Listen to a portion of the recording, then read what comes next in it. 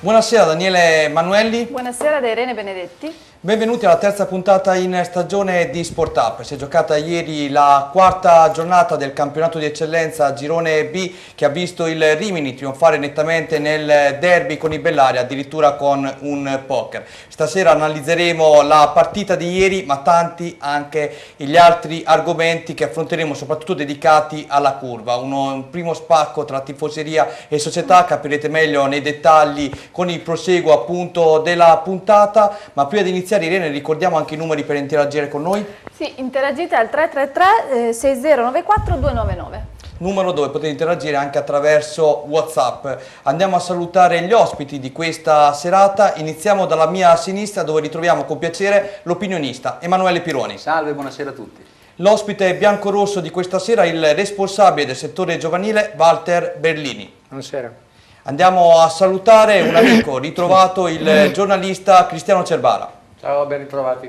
E infine il nostro opinionista vulcanico Renzo Baldisserri. Buonasera a tutti. Bene, attraverso la nostra Irene con la collaborazione del nostro Stefano Pappini andiamo a vedere risultati e classifica dopo il quarto turno d'eccellenza. Perfetto, allora Corticella Castrocaro 1-1, Faenza Mazza Lombarda 1-0.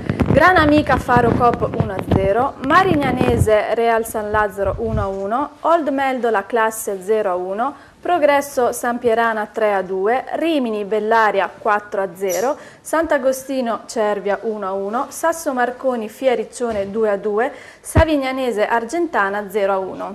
Sempre con l'ausilio del nostro Pappini adesso andiamo a vedere la classifica. Ricordiamo che anche mercoledì si giocherà il secondo turno, questo di ieri era il quarto, prego. Al primo posto c'è il Classe con 9 punti, segue Rimini e Faenza con 7 punti, Massa Lombarda Gran Amica Savignanese 6 punti, Cervia, Fioriccione, Marignanese, Argentana, Castrocaro, Sasso Marconi, Progresso 4 punti, Old Meldola 3 punti, Sant'Agostino Corticella Real San Lazzaro 2 punti, San Pierana Faro Cop Bellaria 1.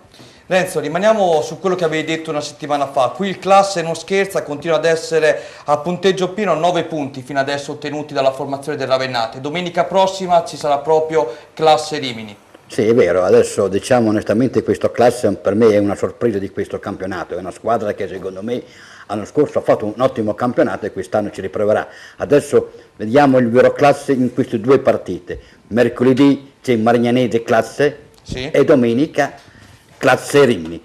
E da qui vediamo la forza di questa società. Però onestamente penso che adesso sia un fuoco di fiamma, però onestamente la squadra c'è, se lì vuol dire che qualcosa di buono c'ha. Speriamo che non sia l'Ester della situazione. No, Cristiano, invece io qui ti volevo anticipare, mi hai anticipato tu, più che l'Ester, dicevo l'Ester di qualche anno fa, no? Partì l'Ester davanti al Rimini, poi sappiamo tutti come finì in Serie D in quel campionato strepitoso da parte della formazione biancorossa. Sì, è vero, è proprio un ricordo molto, molto recente, nessuno si aspettava quella partenza boom da parte dei Veneti, poi il Rimini venne fuori la Correggese. Insomma, speriamo che qui venga fuori il Rimini e basta, e si lasci dietro tutti gli altri prima possibile, poi ci torneremo penso spesso su questo argomento. Mentre invece ritornando alle gare di ieri, la squadra che veramente mi ha sorpreso è la sconfitta di questo Massa Lombarda a Faenza, che era un derby molto interessante e molto sentito, è la sconfitta della Savignanese ad opera dell'Argentana. Mentre invece diciamo che le 4 neopromosse, vorrei dire Castrocaro, Faenza, Fiericcione e la stessa Marignanese, si stanno comportando veramente bene. Walter, siete riusciti a entrare nella mentalità dell'eccellenza? Voglio dire, lo scorso anno si era tra i professionisti Lega Pro, quest'anno accettare un campionato in eccellenza, una ripartenza di questo genere non è mai facile. No, non è facile in nessuna categoria, perché quando giochi in eccellenza vuol dire che sei una squadra di eccellenza e le difficoltà ci sono, anzi chiamandoti Rimini sei ancora più in difficoltà, perché chiaramente le altre squadre si mettono sempre qualcosina in più, come è successo l'anno scorso al Parma, al Ravenna qualche anno fa, ed è normale. Però vorrei dire una cosa, vorrei ringraziare, che c'entra poco con la domanda che mi hai fatto, un po' tutti i tifosi che hanno partecipato domenica alla prima partita di campionato, che si parla di 2000 persone sono tante, e questo aiuto da parte di tutti, no? Un poco da tanti, è una cosa che funziona, e il calcio si deve reggere su queste cose qui. E io ringrazio a nome della società, a nome mio, tutte queste persone che contribuiscono a far sì che il calcio a Rimini possa continuare, ma non solo a Rimini, ma in tutte le parti d'Italia, perché il calcio deve essere dalla gente, e questo è un po' il messaggio che vuole dare il nostro presidente Giorgio Grassi a questa città, e la città credo che stia capendo questo messaggio, e per questo li voglio ringraziare vivamente, anche quelli della curva, che chiaramente c'è stata qualche polemica, però sono cose che passano, insomma. I ragazzi della curva sono così, quando si è ragazzi si è un po' più vivaci, però è giusto anche che il nostro presidente cerchi un attimino di colloquiare, di collaborare un po' con questi ragazzi, fargli capire un attimino di essere un po' più attenti, di stare un po' più attenti. Però con questo ringraziamo tutti quanti, anche quelli, soprattutto quelli della curva, che hanno aiutato domenica e aiuteranno sempre con il loro tifo, e questo è un po' quello che mi sento di dire a nome mio e della società. Mi ha anticipato Walter, poi tra poco analizzeremo appunto quello che hai detto attraverso 2 servizi preparati nell'occasione di stasera, in base a quello che è successo poi tra appunto la tifoseria più accesa e la società. Voglio andare su Emanuele. Qualche settimana fa, lo stesso settimana scorsa, avevi ribadito questo concetto di amore da parte del tifo biancorosso nei confronti della squadra. 1800 abbonati è un gran numero. È un numero fuori da qualunque aspettativa, cioè, io penso che nessuno prevedeva che ci sarebbero stati quasi 2000 abbonati, e questo è, come diceva adesso Walter, è un segno dell'attaccamento che la città ha verso questi colori.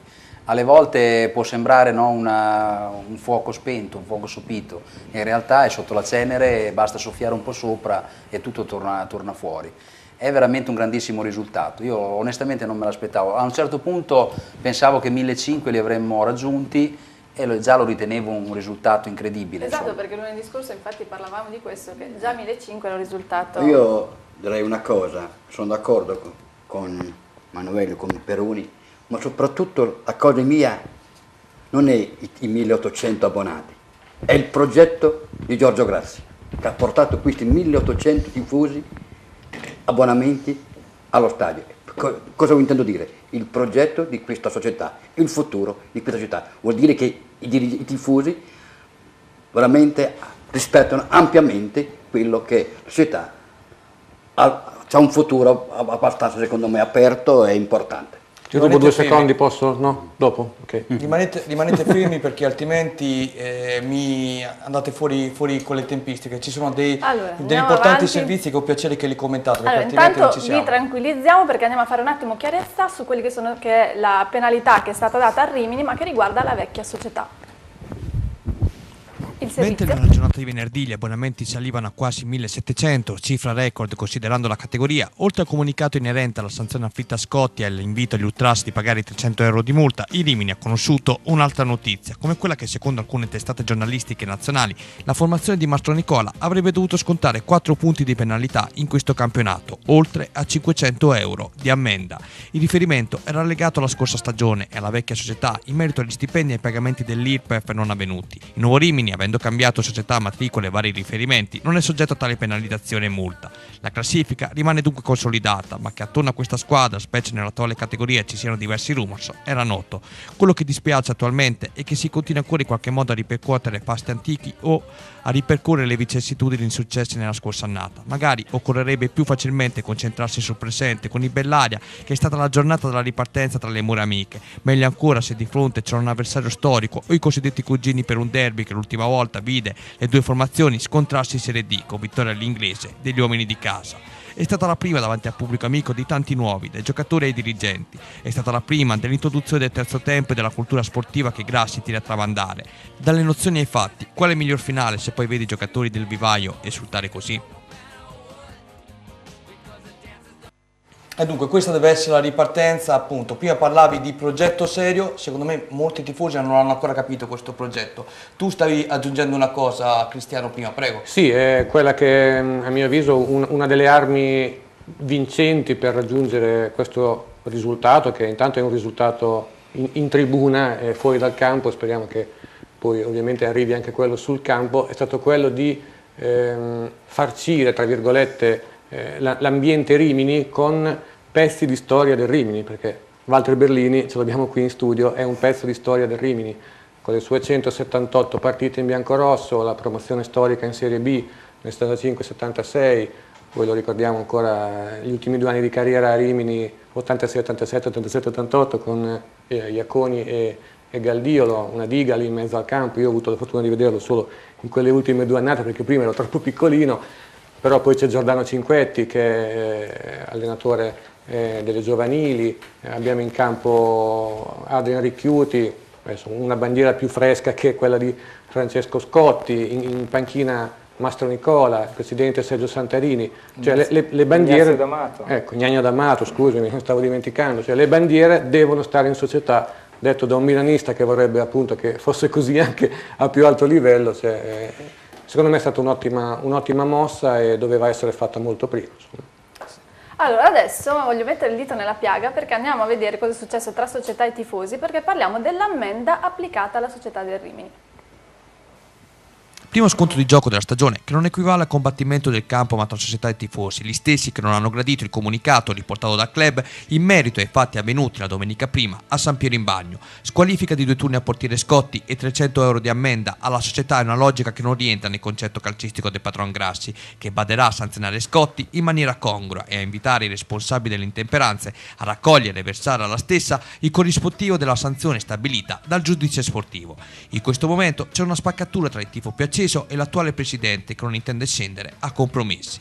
Con Grassi l'aria è cambiata, la politica sportiva prima di tutto accostata a quella dell'immagine. Gli incontri con i tifosi e con i club esistono, ci sono e sono programmate date e puntualmente rispettate, ma l'ex presidente della Fiaricione ricorda più volte che forse senza il suo opportuno intervento il giocattolo Rimini avrebbe potuto cadere in cattive mani o spegnersi del tutto. Questo ai supporter non piace perché vorrebbero avere un presidente più dalla loro parte, ma a questo punto occorrerebbe capire il famoso meccanismo della mente umana. Se uno riceve e ascolta i tifosi puntualmente, appoggiando anche iniziative utili alla società, non è più bravo solo perché non intende pagare una multa causata da un momento di euforia totale? Occorre gettare acqua sul fuoco, evitare forse polemiche su come sarebbe finito il Rimini senza il suo intervento diretto e scegliere di applicare determinate sanzioni, come quella a Scotti, tra le proprie mura della famosa casa inaugurata una settimana prima, senza esporlo ai media, perché dopo tutto la giusta soluzione va trovata, si trova a metà strada, ma usando il lessico del patron, la famiglia Rimini va tenuta ben salda.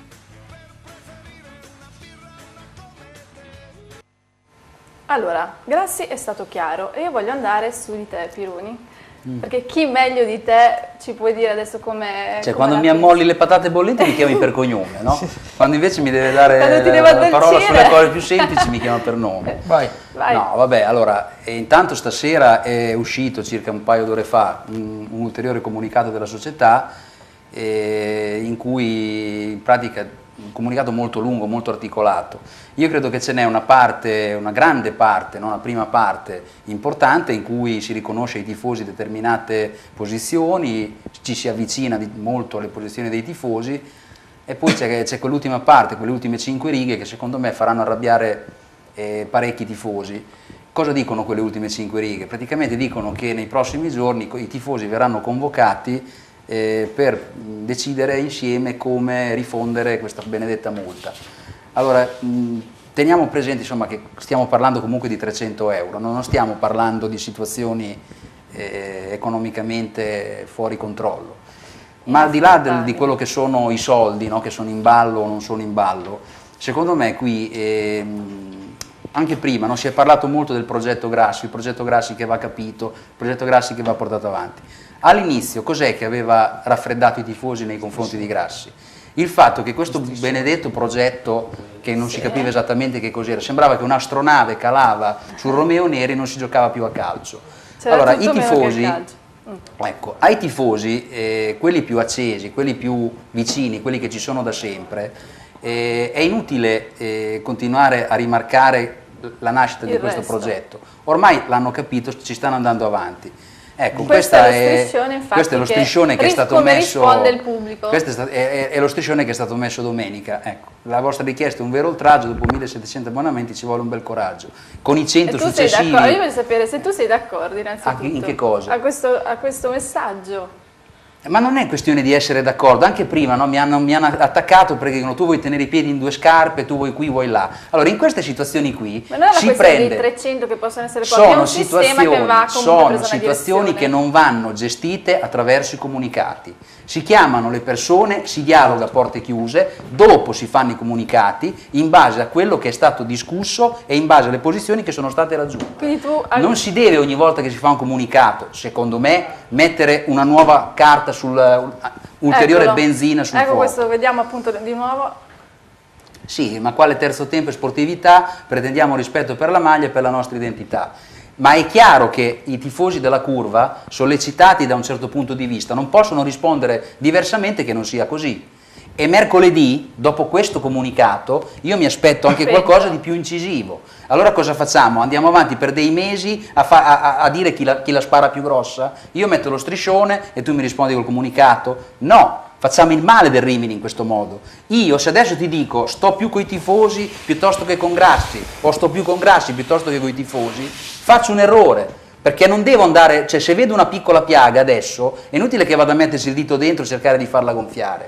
Questo è il momento in cui bisogna cercare di tenere le cose più sotto controllo possibile, perché è una discussione che è quindi è basta particolare. comunicati, vediamoci a porte chiuse. Devono trovare un accordo loro due. Loro due è molto... Allora, loro due, se ci fosse, da una parte c'è Grassi, se dall'altra ci fosse una persona, sarebbe molto più semplice. Il problema è che dall'altra parte c'è un universo, c'è una specie di cultura. Il Rimini c'è da più di 100 anni, i tifosi del Rimini sono così, gli ultras a Rimini esistono dai primi anni 70. Io ho iniziato a frequentare la Curva negli anni 80 e già c'erano quelli che dicevano io sono qui da più di 10 anni. Quindi è difficile, per quanto sia, trovare un qualcuno che li rappresenti tutti, perché ci sono i ragazzini di 15 come ci sono le persone di 50, quindi bisogna trovare, parlando, il modo di venirsi incontro, perché tanto andando avanti a botte di comunicati, striscioni, contro striscioni, secondo me non si va da nessuna parte. Non è questione di dire chi ha ragione e chi ha torto, perché entrambi hanno la loro parte di ragione e entrambi hanno la loro parte di torto.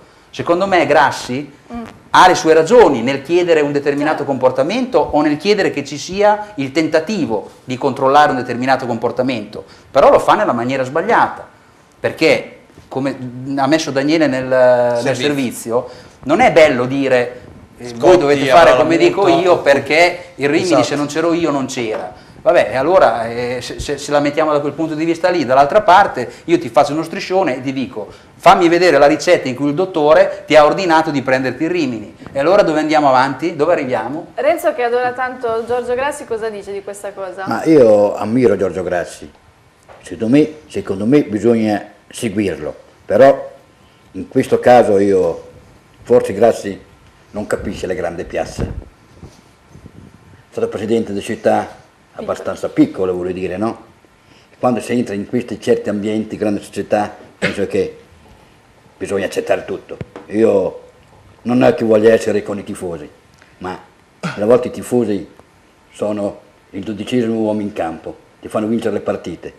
Perciò uno scontro così non ci deve essere. Grassi deve fare il presidente, e secondo me, e lo fa con un grande futuro. Però onestamente i tifosi vanno là e devono fare, però anche 300 euro non è che sono molti, però questo è un segnale ottimo di Giorgio Grassi, però fare uno scontro con i tifosi non lo vedo giusto, perché ripeto, i tifosi hanno la loro parte e ripeto, è il 12° uomo in campo. Io il Rimini lo seguo da tanti anni e questi ragazzi veramente sono spettacolosi, ma io di tutto questo, i 300 euro di multa, io Non sono d'accordo, io condanno più le 2 giornate di scotti. Quello sono d'accordo anche con te, perché comunque se il giocatore deve essere multato non c'è bisogno di fare un comunicato stampa. Però io qui voglio capire anche da te, Walter, adesso io prima ho sentito i discorsi belli. Io penso che anche Walter Berlini, che è stato una bandiera di questo Rimini, io penso che questi tifosi ultras dalle volte danno anche, non uno spettacolo, però danno una carica. Ci caricano, dai. Sì, aspetta, all'ambiente. Danno una carica, però come diceva lui, bisogna essere anche educati nella vita, perché se ti dico quello che gli riportano a lui nella sua bacheca su Facebook, mondo reale, un mondo virtuale ci serve adesso io non voglio entrare, scusate, io non voglio entrare nei particolari, ma io voglio entrare i tifosi che veramente secondo me si devono comportare bene, però onestamente allora, il messaggio che ha dato Grassi è giusto, perché 300 euro se io vado a fare i danni in giro te li devi pagare tu. Come dice anche Emanuele, tu c'hai un gruppo di ultras che comunque ti segue la squadra, ti viene ovunque, è giustissimo che anche loro pretendano delle cose, però qui vogliamo dirla tutta? Allora, De Messi gli dava una carezza, Grassi non gli dà la carezza, è molto semplice il discorso, però voglio capire, Walter, da te che ci sei dentro, i tifosi sono più dalla vostra parte, sì o no? Voi che ci siete dentro, ma i tifosi sono dalla nostra parte, ma qui c'è stato anche sempre un equivoco, allora è venuto fuori dal comunicato, no? Non dal comunicato stampa, dal referto arbitrale, dove hanno detto delle inesattezze, perché hanno scritto che hanno tirato i sassi, e Grassi leggendo questo articolo, questo comunicato si è un po' arrabbiato, però io penso che una persona di 64 anni debba anche cercare di dire qualche cosa che sia un pochettino più civile, no? Ma con questo non voglio condannare né Grassi né i tifosi. I tifosi sono bravi perché ci sostengono, chiaramente dove andremo quest'anno avremo sempre delle multe, perché basta che uno dice arbitro sei così e sono 300 euro perché i cambi sono quelli lì. Però io questa polemica vorrei cercare di chiuderla perché dalla parte una persona di 64 anni ha il dovere di dire anche certe cose, insomma, di comportarsi un attimino un po' meglio, però dall'altra io voglio difendere anche i tifosi, nel senso che sono ragazzi giovani così che chiaramente quando si sentono insieme un po' di casino lo fanno, però anche a questi ragazzi cerchiamo un attimino di stare un po' più attenti, perché siamo stati tutti ragazzi, no? E quando sei ragazzi, sei in gruppo, un po' di casino lo fai, perciò un attimino cerchiamo tutti di stare più attenti sia da una parte che dall'altra, è un po' quello che bisogna dire. Sono d'accordo. E le polemiche io cercherei di, perché queste sono polemiche da niente, insomma, l'importante per me è quello che ridico ancora, che domenica ci sono state 2000 persone allo stadio che sostengono questa società, questa città. Non è che se non c'era Grassi c'era un altro, perché questi sono luoghi comuni, però bisogna cercare di fare qualche cosa di diverso. Adesso vi dico una cosa, io sono stato in Scozia ad allenare una squadra in Serie B in Scozia, si chiama Livingston, e giocavamo contro i Rangers, il Celtic. Allora, sapete che i Rangers di Glasgow, non so se fanno la Champions League, io andavo a vedere la Champions League dei Rangers e c'erano 52.000 persone, per guai finanziari li hanno mandati come la nostra C2. Sapete quanti spettatori c'erano quando i Rangers giocavano in casa? Stadio pieno. 52.000 persone. E questo per me è il vero spirito del calcio. È questo che hanno fatto domenica i nostri tifosi con 2.000 persone, questo è lo spirito giusto. Ci vuole tempo. Ma ci vuole tempo, ma intanto iniziamo. Ci vuole tempo e pazienza. E intanto iniziamo, e questo è lo spirito giusto. E io ancora ringrazio quei tifosi della curva che sono bravi a tifare, che sono gli unici, e trasmettono anche agli altri questa cosa qui. E questo è lo spirito giusto. Andare allo stadio e tifare. Io non mi rendo conto che il Rimini è in eccellenza. Per me il Rimini, adesso che ci sono dentro, così come ero dentro 30 anni fa, è una soddisfazione vedere la partita di questi ragazzi. Fra l'altro ha giocato l'altra domenica, ha giocato Arlotti Scott, un ragazzo che viene dal settore giovanile, grazie a questo ragazzo ha fatto tutta l'altra fila. Qui bisogna ringraziare chi l'ha avuto prima, gli allenatori che c'erano prima, i Sapucci, gli altri allenatori, perché questo deve essere fatto così, e io ho questo compito qua quest'anno di trovare ragazzi bravi e di aiutarli a giocare in prima squadra. E questo è il vero spirito che bisogna fare. Le polemiche ci devono essere, ma un attimino... basta non fare comunicati, basta sì, parlarsi invece di fare comunicati. ma vabbè... hai ragione, tu hai ragione a buttare acqua sul fuoco, però certo, avete sbagliato anche voi, dai. Vabbè, ma tutti si sbagliano, chi è che non sbaglia? Ma te non sbagli, io non sbaglio, allora insomma... Sì, allora, sbagliamo così, no, le polemiche sbagliamo no, tutti, cerchiamo però di fare delle cose polemiche, costruttive, allora, queste sono scusate, le polemiche devono essere anche costruttive fino a un certo punto. ma di fatti sono costruttive sia, ma di fatti questa, ragazzi, sono costruttive sia da una parte che dall'altra, sono costruttive dalla parte di Grassi, che è una persona di 64 anni che vuol dire la sua, sono costruttive dalla parte dei tifosi che recepiscono un attimino un messaggio. Però giornalisticamente noi le dobbiamo analizzare, penso che siano state sì, giornalisticamente analizzate bene, e questo non lo voglio sentire parlare perché sono state analizzate bene in questo contesto televisivo. Voglio dire una cosa, poi termino. Giorgio Grassi ha fatto capire di quale parte hai fatto. Certo, ma te l'ho detto adesso, ho fatto la battuta. La tifoseria veniva accarezzata da De Messi. Giorgio Grassi ha fatto già capire che non è così, giustamente, ma io lo sposo questa sua decisione. Però dall'altra parte sono d'accordo anche con la tifoseria, perché sono gli unici ad andare in trasferta e li hai visti anche a San Piero in Bagno. Quanti erano in San Piero in Bagno? Erano 300. Ma questo bisogna dirgli grazie Appunto. mille volte. Appunto, però bisogna trovare, come ho detto nel servizio, un giusto compromesso, come ha Punto detto di giustamente incontro, Emanuele. un passo di là. Ma non è chi ha ragione, chi non ha ragione. Attaccare lui su una bacheca, perché magari fa parte del gruppo di amici, non lo trovo giusto. sì. Allora lì non si vuole arrivare a un punto di compromesso, no? Allora questo che sto cercando. Parliamo delle cose più vere, dai. Basta, basta Parliamo di polemiche, calcio. Sì, perché poi- adesso basta silenzio tutti. Poi a me possono anche attaccarmi, quindi No, ho le Siete spalle larghe. abituati, Adesso siete chi un'altra rimbalza. cosa. Adesso basta polemiche perché andiamo a vedere l'incontro Rimini-Bellaria.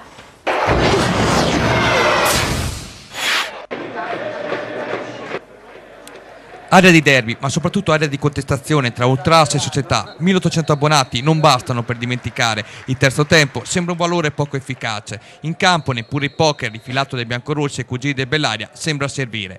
Rimini che tuttavia pare essere influenzato proprio da ciò, quando al via di Filippo si invola verso Mignani, ma il destro finisce al lato. Solo una parentesi, perché al settimo il Rimini passa. Bonaventura fa da sponda per Cikarevic, che tutto solo davanti a Di Leo viene steso da Bencista, che rimedia così nell'occasione il cartellino rosso. Bellaria dunque in 10 uomini. Dagli 11 metri Bonaventura freda Di Leo, portando in vantaggio i suoi. Il Rimini gioca con disinvoltura e Ricchiuti dalla distanza prova un colpo sotto che si spegne alto. Prima della mezz'ora il raddoppio. Dall'angolo Righini pesca Bonaventura, che di testa chiama la parata di Leo, ma Cola ben appostato a 2 passi sempre di testa mette in rete il pallone della sicurezza. Dall'altra parte, contatto sospetto in area biancorossa. Cuomo reclama il rigore. Il replay di Eugenio Angeli ci mostra che la decisione dell'arbitro pare essere giusta. La squadra di Mastro Nicola gioca in soltezza. Andrebbe anche al tris se la combinazione Ricchiuti-Cikarevic fosse finalizzata da Mani, che sotto misura colpisce la traversa. Poco dopo, da una punizione di Ricchiuti, arriva il tiro di Righini, con Di Leo chiamato a respingere. Lo stesso portiere è costretto a rispondere 3 minuti più tardi su una conclusione centrale di Bonaventura. L'attenzione del numero 1 ospite viene messa alla prova anche nel finale con il tentativo di Cikarevic.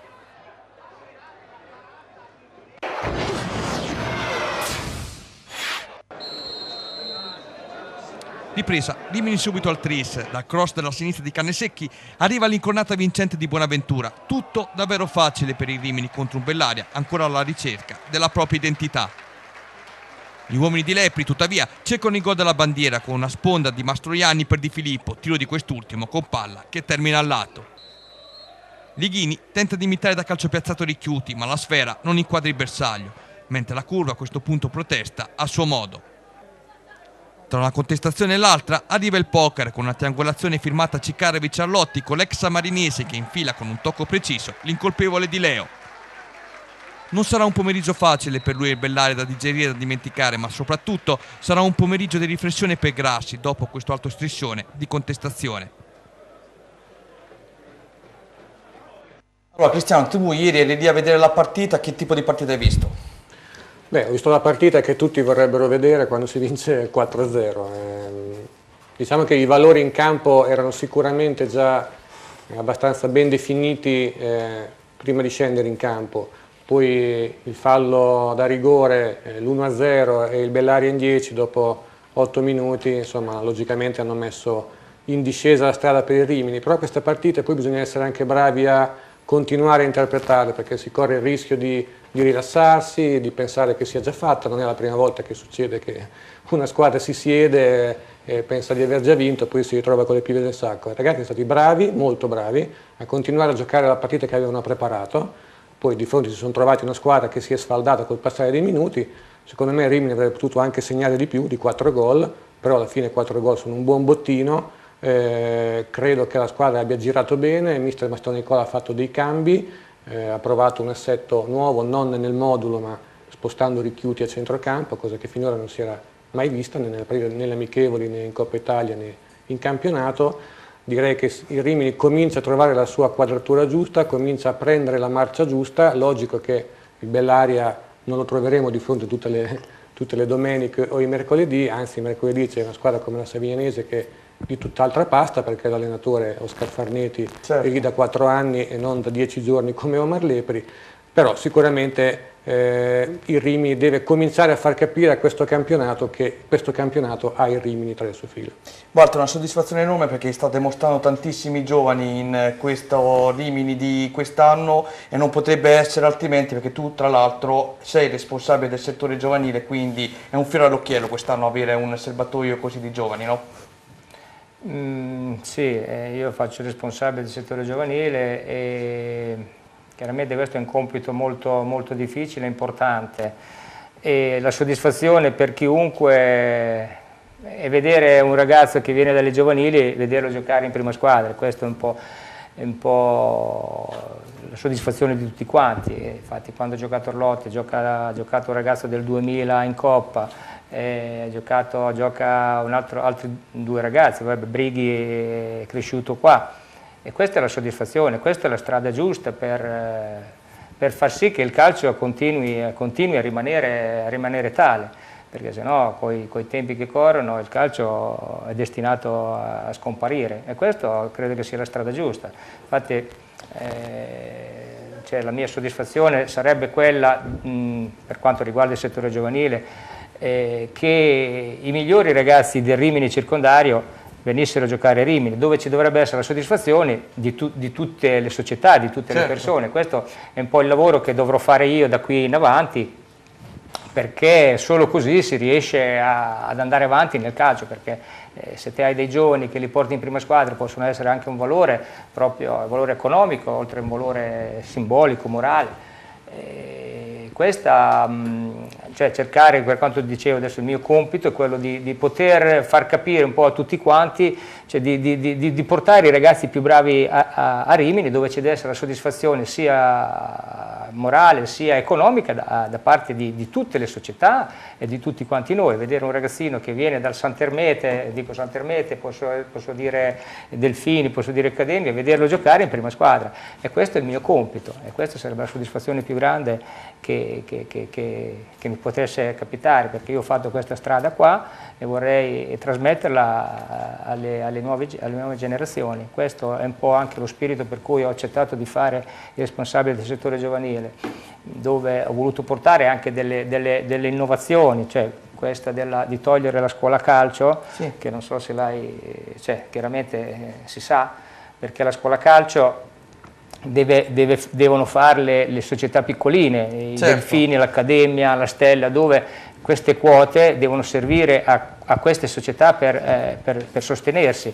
Dopodiché questi ragazzini che crescono in queste società, i più bravini, venire a Rimini, e questa è un po' la mia idea. E per ora in Italia l'abbiamo fatta solo io e Rampulla della Cremonese, che ha avuto la stessa mia idea. Non so se lui ha avuto l'idea da me o io da lui, ma credo che l'abbia avuta lui da me, perché io l'ho detta il 10 di agosto, ho visto un suo articolo del 18 di agosto. Perciò sì, è vero, confermo. Però questa è la strada giusta. Perché io non posso pensare che un bambino di 9 anni vada a giocare in una società professionistica. Un bambino di 9 anni deve giocare nel quartiere. Certo. E questa è un po' la mia idea, la nostra idea. La soluzione giusta, senza ombra di dubbio. Allora, noi ci fermiamo per 1 minuto e mezzo dando la linea alla pubblicità, rientriamo e poi intervista dallo spogliatoio. Sì, sto entrando da Oliviero, la città dell'abbigliamento. Qui c'è tutto. Sì, sono un settore abiti eleganti. Diglielo a tua moglie, c'è anche settore abbigliamento femminile, elegante, sportivo, bellissimo. Mi chiedi se ci sono gli abiti da sposa. Ma qui è una città degli abiti da sposa, una città degli abiti da sposa. Tu pensa che ce ne sono più di 1000. Non solo, ci sono anche le bomboniere. Una volta Oliviero era is beautiful, oggi Oliviero è in champion. Oliviero.it, la città dello shopping. Montefeltro, vedute rinascimentali. Venite a scoprire la bellezza che ha incantato e rapito i grandi maestri del Rinascimento. Oleificio Pasquinoni, all'avanguardia nell'impiego delle più moderne tecnologie, che unite alla passione, l'esperienza e l'amore, danno vita ad un prodotto straordinario. Extra Eco, l'olio buono, è di casa Pasquinoni. Una goccia d'olio buono è una goccia di vita, che nutre e previene. Oleificio Pasquinoni, nuova sede, ma vecchie tradizioni. Diamante 9 Pizze è il nuovo forno elettrico che garantisce elevate prestazioni, mantenimento costante del calore, risparmio energetico e un ottimo design a seconda dell'arredo e delle esigenze del locale. Diamante 9 Pizze assicura ottima cottura delle pizze, sfornandone 100 in un'ora, un comodo pulsante per apertura e chiusura elettrica del vetro di protezione e una gestione semplice delle operazioni dal quadro comandi. Forni Diamante, puoi acquistarli e provarli presso IGF Forni Italia, in via Leontina, località Pianacci, Pietracuta di San Leo. Romagnasport.com, il portale dello sportivo romagnolo dove trovare tutto ma proprio tutto sul calcio dilettantistico anche femminile. L'unico sito con tutti i risultati in tempo reale fino alle categorie minori. Le classifiche live, i commenti delle gare, le foto e le sintesi video degli incontri. E se vuoi, puoi interagire anche tu. Registrati e verrai abilitato ad inserire il risultato in tempo reale della tua squadra. Romagnasport.com, il calcio dilettantistico come non l'hai mai visto. Allora, siamo ritornati. Allora io adesso dico, sentiamo Emanuele, perché non è una patata bollente ma è una domanda semplice, se no avrei detto Pironi. Allora, Richiuti centrocampista. Richiuti centrocampista direi che va bene, ha fatto egregiamente il suo lavoro, credo che Richiuti, quando sta bene, Richiuti può fare un pochino tutto, soprattutto a questi livelli qua, quindi io l'ho visto molto bene ieri. Ti è piaciuto allora? Confermi? Sì, confermo. La accendiamo. Renzo, ti è piaciuto Richiuti quel ruolo? Ma io direi una cosa, io la partita la vedo diversa da loro. Cioè, come l'hai vista? Il ritmo è basso. Beh, siamo in eccellenza però. Va benissimo, a quei ritmi Richiuti può giocare fino a 50 anni. Sì? Sì. Allora lo scritturiamo. Ecco, io voglio dire una cosa, perché Rimini ha dei giocatori importanti, Signorini, Bonaventura, Richiuti, Carnesecchi, Cola, Brighi, giocatori che io a Romeo Neri volevo dire un altro calcio. Siamo in eccellenza, per carità, il campionato Rimini lo vincerà come minimo con 10 punti di vantaggio. Sono pienamente convinto di questo. Se non lo vince vuol dire che veramente il livello è basso. Però onestamente io sono d'accordo che il Rimini ancora ha avuto anche, diciamo, 3 partite abbastanza facili. Il campionato per me parte da mercoledì, però onestamente vedere quei ritmi lì, abituati alla B, la C, la D, cambia discorso. Forse i tifosi di 1800 ancora non si rendono conto di questo, però onestamente guarda di fianco a te, io ripeto, lui si è reso conto. Io ripeto che ieri ho visto un Rimini contento dei 3 punti, ma non certamente del gioco. Siamo onesti, Questo qui lo vuoi dire? E questo lo voglio dire tranquillamente. E Rimini è una squadra che, come ho detto, il campionato non ha paura, però onestamente anche ieri il Rimini aveva di fronte una squadra, il Bellaria, che non è niente. A questo momento il Bellaria ancora si deve costruire. In questo momento ha avuto la fortuna di dare un vantaggio dopo 8 minuti, rigore giustissimo, espulsione giustissima, fallo da ultimo uomo, però se andiamo a analizzare il gioco, lascia il tempo che trova. Ripeto, con questi ritmi Richiuti può giocare fino a 50 anni. Riassumendo, tu vuoi vedere più ovvero test mercoledì con la Savignanese? Savignanese anche il calcio, però onestamente ripeto, il campionato secondo me è anche abbastanza scarso. Io l'ho sempre detto da anni. Questo l'ho sempre detto. L'ho sempre detto e continuo a dirlo. Però onestamente, ecco, io con questi giocatori io pretendo a Romeo Neri un calcio più bello. Ecco, tutto qua. Ma in porta eri più forte tu o Rampulla? Ma io lo so, però ecco, sono pienamente convinto che... Questa cosa l'ho sentita già 2 anni fa e Rimini ha vinto il campionato con 15 punti di distacco. Però diciamo che Rimini non ha paura. Rimini non ha paura. Rimini, lo dico sinceramente, quest'anno c'è solo un vantaggio. Dove andrà a giocare Rimini il cassiere in casa dei soldi e questo è il vantaggio per le squadre che andranno, ecco, tutto sommato, però penso che tutto sommato è una squadra giovane, 22 giocatori, per Mastronicola amalgamarlo non è facile, è tutta nuova la squadra, arriverà anche il gioco, però speriamo, dai Renzo, speriamo. Poi mercoledì, sono pienamente convinto mercoledì siamo già in 5 allo stadio, vai, basta, ti devo bloccare. Adesso siamo al dopo gara, andiamo a vedere le interviste ai 2 allenatori. Eccoci con mister Alessandro Mastronicola. Una delle tante cose giuste che avevi detto nelle ultime settimane è stata quella, non vedrete spesso il Rimini vincere 4-0, però oggi è andata così. Sì, oggi è andata così, però lo ribadisco il concetto, non sarà sempre così. Mi auguro che possa essere o possiamo avere dei risultati così più spesso possibile, però ho i piedi ben piantati a terra e so che non sarà così e so che saranno tutte difficili le gare da qui alla fine.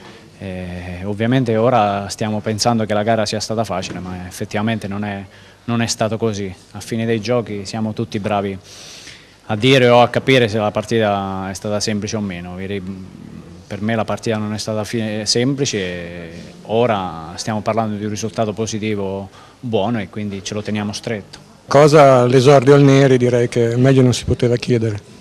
No, non si poteva chiedere meglio, l'ho ribadito in settimana con i ragazzi, questa è casa nostra e io a casa mia non faccio entrare nessuno, questo deve essere il nostro motto, quindi ci riteniamo stretto questo stadio, questo campo che è la nostra casa, come ho detto ai ragazzi, e deve essere così da qua alla fine. Così con mister Omar Lepri, diciamo, si dice sempre non sono queste le partite in cui bisogna andare a prendere i punti, però insomma oggi è stato tutto in salita veramente fin da subito, forse è difficile chiedere di più.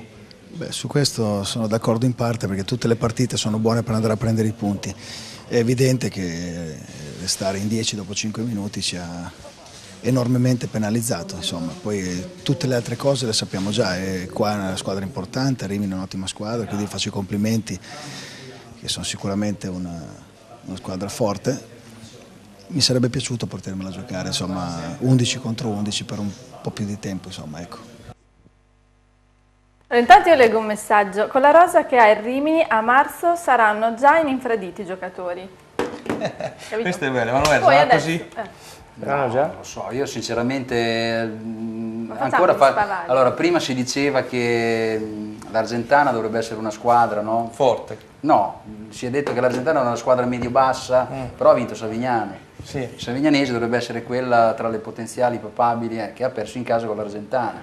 Ieri guardavo che la Sampierana ha perso 3-2, sì. Non mi ricordo dove, ma mi sembra con una squadra forte anche lei. Lo stesso modo con cui ha perso con noi, vinceva 2-1 e ha perso negli ultimi 10 minuti. Quindi vuol dire che mi sembra un campionato che è abbastanza confuso, tra virgolette, è abbastanza confuso come campionato. Io non vorrei che, io leggo ogni tanto Romagna Sport, i nostri amici di Romagna Sport. Sì, quest'estate, quando il Rimini fu destinato a questa categoria, io lessi 2 o 3 articoli da parte di persone che secondo me si proponevano come tifosi, poi in realtà forse erano dirigenti. Erano dirigenti, sì, ho già capito dove, li ho letti anch'io quelli lì. Ecco, ci si lamentava del fatto che l'ennesima passerella, a detta loro, della decaduta nobile di turno, andava a discapito di queste società che normalmente fanno queste categorie, della serie adesso noi non sappiamo cosa fare, avremo la corazzata Potionkin che ci tiene tutti sotto, esatto. Cosa facciamo? Spendiamo, non spendiamo, sì. Facciamo, non facciamo. Ricordo perfettamente le lamentele, sì. Non vorrei che questa situazione abbia creato delle situazioni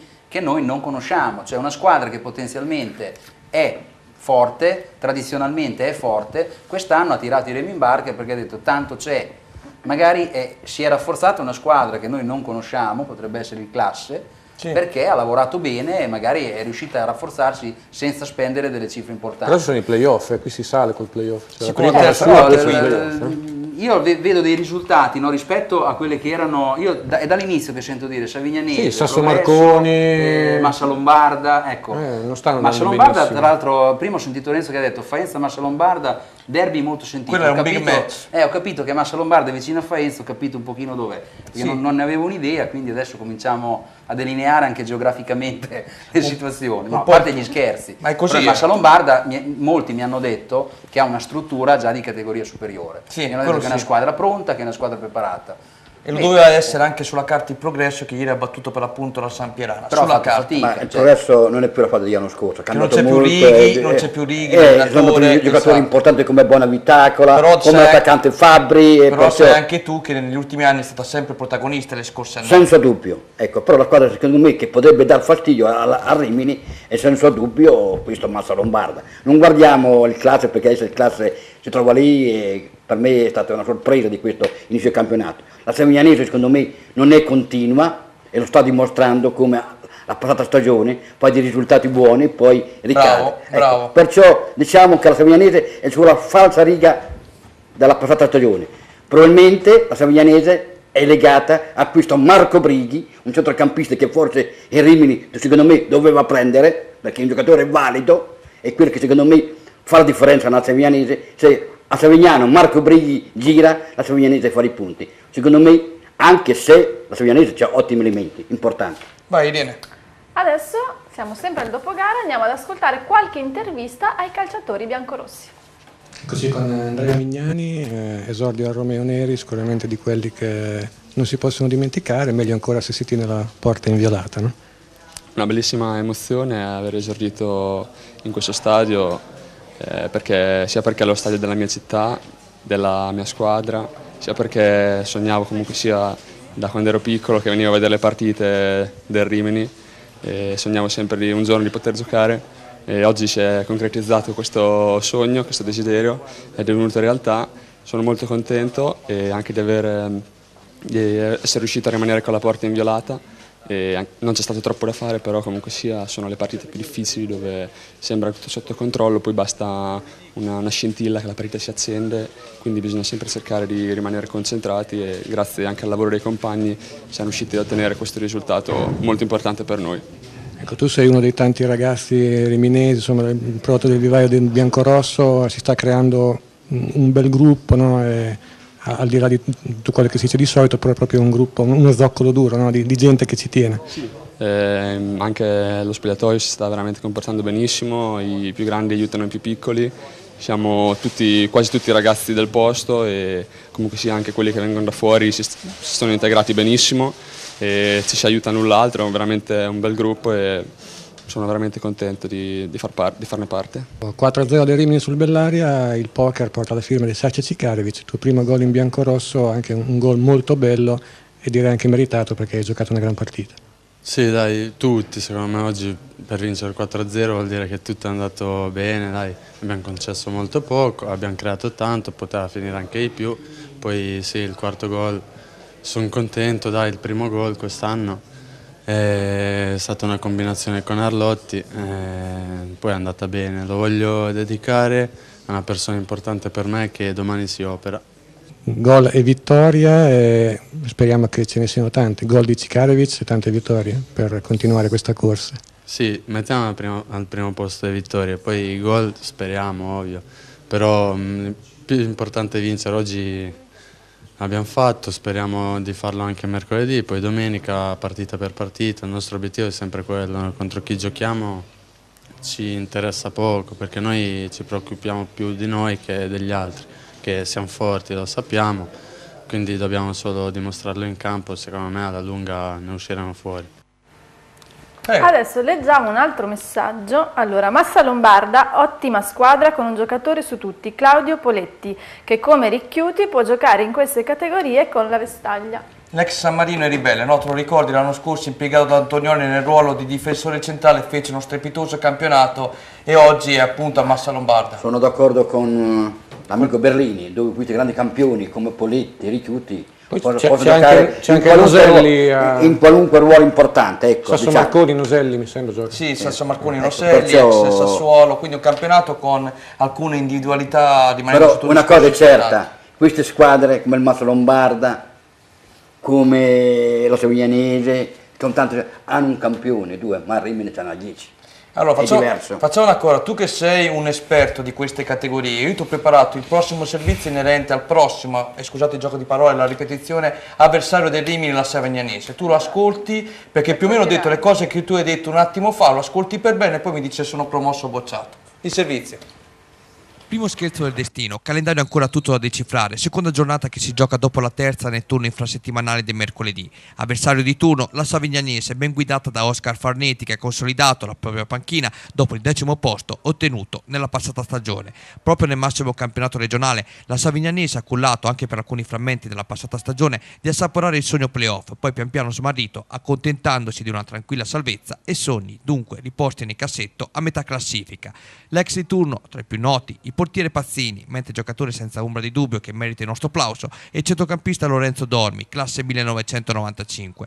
In panchina un'altra conoscenza del calcio riminese come Alfredo Cardinale, vice di Farnetti. L'ex centrocampista biancorosso di origini campane ha sposato il progetto savignanese, che tra l'altro vanta un ottimo fiore all'occhiello come il settore giovanile. Tra la dirigenza spicca anche il nome di Franco De Falco, un bomber che ha vestito sì i colori biancorossi, ma quelli della Triestina. Per i Rimini si tratta del secondo match di stagione. Ad agosto, a cambi vertiti, ad imporsi furono proprio i biancorossi per 3-0. Si tratta di Coppa, tutt'altra musica sperano in casa savignanese, ma se così non fosse, di sicuro la band di Farnetti, dopo il successo di Bellaria e la vittoria interna con il Gran Amica, potrebbe ritenersi soddisfatta dell'ottimo avvio di campionato, ma lo scherzetto a Rimini chiaramente non dispiacerebbe. Va bene Renzo? Perfetto, perfetto. Promosso. Io direi solo una cosa, Vai. che la differenza la potrebbe fare questo Marco Brighi, però onestamente Rimini è tutta un'altra squadra, ecco, tutto qua. Però c'è anche Andrea Zanini, non so se è però, disponibile. sì, però. la cosa è certa, già l'ho detto alla prima giornata e penso che anche l'amico Bellini sarà d'accordo, l'importante è che i giocatori di Rimini entrano con la mentalità di questa categoria. Se entrano con la mentalità di questa categoria e Rimini non ha avversari, mentre invece le altre squadre, Massa Lombarda, Savignanese, Classe, hanno la mentalità. Ecco, la paura di Rimini per me è questa, cioè ha la mentalità giusta e Rimini non ha avversari. La paura di Rimini è proprio questa. Voglio concedere a Walter un po' di spiegazione per quanto riguarda il settore giovanile. Prima sei stato molto bravo a spiegare qual è la tua idea e volevo capire anche come ti sei mosso inizialmente quando sei stato contattato dal patron Grassi, anche sapendo che appunto la squadra ripartiva dall'eccellenza, come ti sei mosso con le famiglie dei ragazzi, come ti sei mosso con gli stessi giocatori, per capire anche come avviene una ripartenza da una squadra che lo scorso anno, ricordiamo, faceva la Lega Pro e si è ritrovata in un nuovo campionato come quello di eccellenza.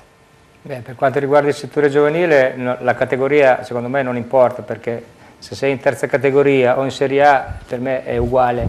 Già questo è importante. È uguale, perché il settore giovanile deve avere dei suoi principi che sono sempre quelli lì e sono validi. È chiaro che se sei in Serie A vuoi che non sia meglio, però non ci deve essere questa differenza, perché il settore giovanile io lo intendo in questo modo, come poi lo dicevo prima, che i più bravi devono andare in un unico posto per poi crescere insieme. Cioè, vorrei riportare il calcio giovanile come era 40 anni fa, voglio esagerare, 40 anni, perché se voi vi ricordate 40 anni fa c'era il Cattolica che faceva la Serie C, c'era il Riccione che faceva la Serie C, c'era il Rimini e il Bellaria.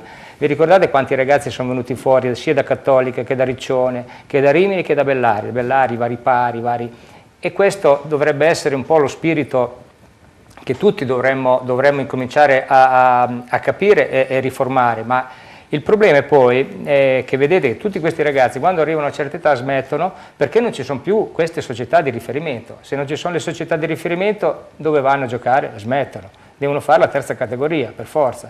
E allora è un po', diciamo, si può fare un appello, ma qui l'appello bisogna fare alle federazioni tutti quanti, però cercare di ricreare queste vecchie società che avevano delle tradizioni importanti e davano la possibilità ai giovani di crescere.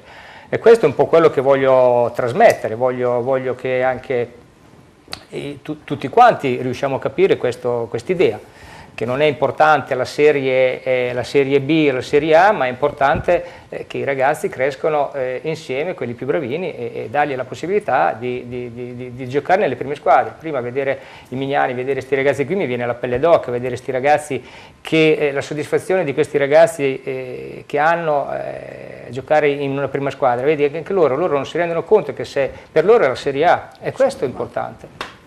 Walter, prima di lasciarti la parola, aspettate Renzo ed Emanuele, perché voglio un attimo fare 2 o 3 domande importanti. L'efficienza anche di vedere una società dilettantistica affiliata a una società importante. L'altra settimana Emanuele qui in studio ha fatto la battuta, giustamente, la Sampierana ad esempio è affiliata al Cesena. Quanto è efficace oggigiorno avere una società affiliata? Perché da quello che mi riportano anche in realtà, tu prima facevi il nome di Santermeti, io te ne faccio un altro come quello di Nuova Feltria, affiliata col Cesena, loro mi dicono guarda che qui nell'arco di 2 o 3 anni si è visto al massimo 1 o 2 volte un osservatore venire qui a Nuova Feltria a vedere i ragazzi.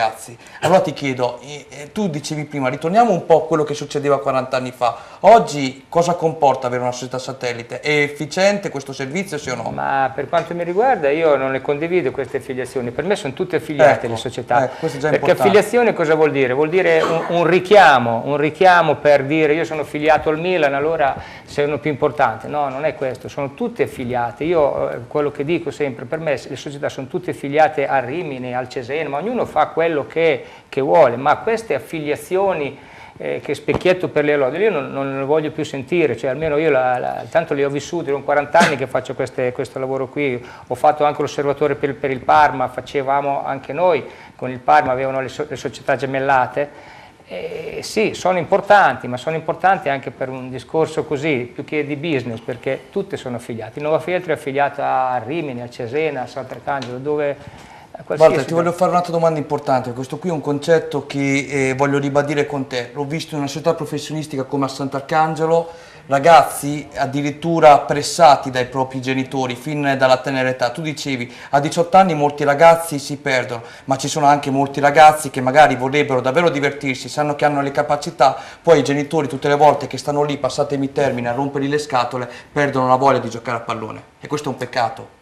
Sì, no, adesso il discorso dei genitori, tutti siamo genitori e nonni, questo è un po', sì, vuoi che qualche genitore fa pressione, ma diciamo che è una minima parte, Io per quanto mi riguarda cerco di distinguere molto bene insomma, le due cose, i ragazzi da una parte, i genitori dall'altra. Perfetto, questo è importante. Guarda. Anche se chiaramente tutti devono esporre i propri problemi se vedono. Insomma. Emanuele e poi Renzo, prego sì. Emanuele. Proprio da un punto di Intanto vista vediamo tecnico, il prossimo turno, scusa. Per quale motivo un Viserba piuttosto che un Santermete, piuttosto che una squadra comunque satellite dovrebbe favorire l'avvio dei suoi campioncini, tra virgolette, a Rimini, piuttosto che un'altra società? Cioè, su che cosa si basa, diciamo? No, io dico che possono venire a Rimini come possono andare, come ti ho detto prima, a Sant'Arcangelo o al Bellaria di 30 anni fa. Io credo che però, diciamo che Rimini è un po' il punto di riferimento, perché è la città di riferimento, è il posto più grande, no?